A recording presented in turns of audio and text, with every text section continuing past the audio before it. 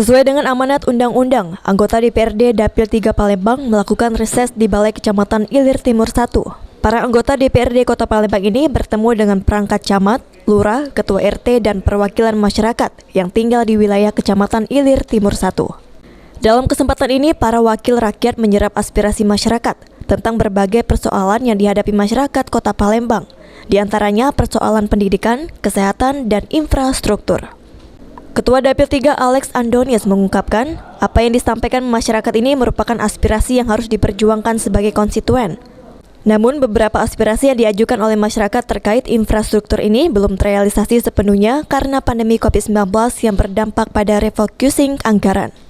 Nyangkut biasanya seperti yang lalu, infrastruktur pertama, tapi masalah hal-hal yang sudah mereka ajukan yang belum terrealisasi.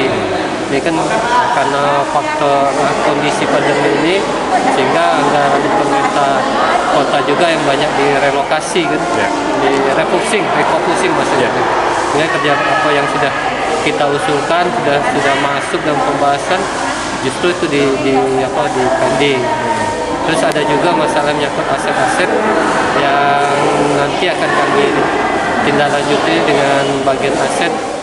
DPRD Kota Palembang akan menyampaikan pada pemerintah Kota Palembang hasil dari reses ini akan disampaikan pada sidang paripurna sebagai aspirasi dari masyarakat Kota Palembang. Aprianto, PAL TV.